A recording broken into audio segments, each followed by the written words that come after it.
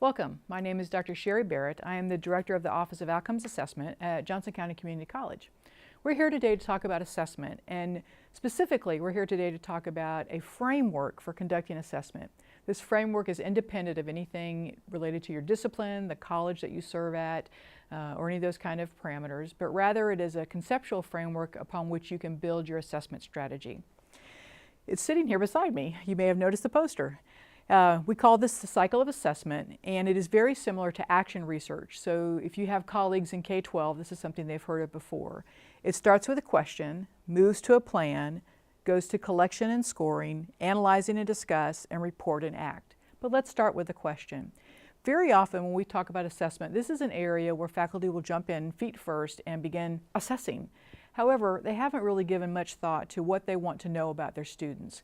That's where the question comes in. What are those areas within your discipline, within your classes or programs that you instinctually know students are not quite getting it? They're not achieving the level of outcomes that you want. Let's start by writing a question that asks that, and make sure it's very narrow. Don't ask a broad question about their attitudes or those kind of things, but make it very narrow. Make it on a fundamental issue within your discipline. Once you've defined what that question is, you can move on to planning for it. Look at your curriculum over the course of an entire academic year. Where in the academic year do you teach those concepts?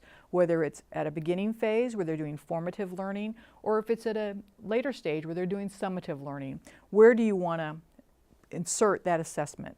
And then the question is, what are you going to use to assess? It could be a pre-post test, it could be embedded test questions in the midterm or final exam. It could be a homework assignment given over multiple weeks. It could be a speech that you evaluate on a rubric, or a paper, again, that you evaluate on a rubric.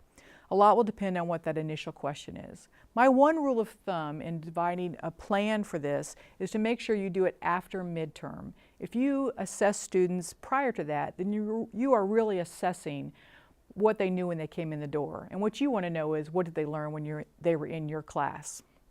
Next, we're going to collect and score. It's important to think about some of the different options for this, whether it's a dichotomous, kind of, yes, they got it 100% right, or maybe it's along a scale, they got it partially right.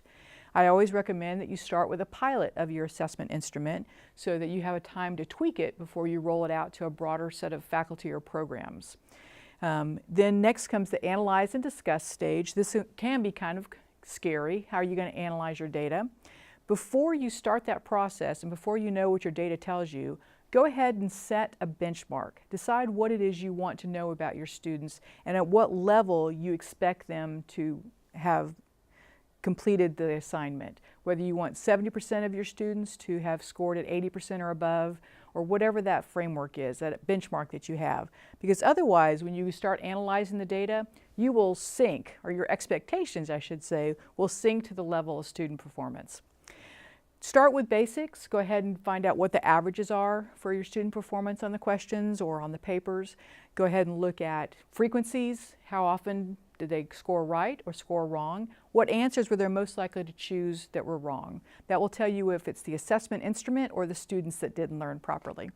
Next, you're going to report and act. It's really important when you're thinking about assessment to think about, how am I going to act on what I learn? This is supposed to inform your curriculum, to improve student learning. That's the true focus of assessment, improving student learning. The reporting part really speaks to people in my position. We want to be able to field questions from the Higher Learning Commission, our regional accrediting body, or maybe from a state agency that has questions about student learning. We don't want faculty to worry about that, but unless you report your data out to us, we don't know the answers to give. So taken all together, this is the cycle of assessment, and it is a really helpful, useful way to think about assessment within your discipline, within your programs, and within your school.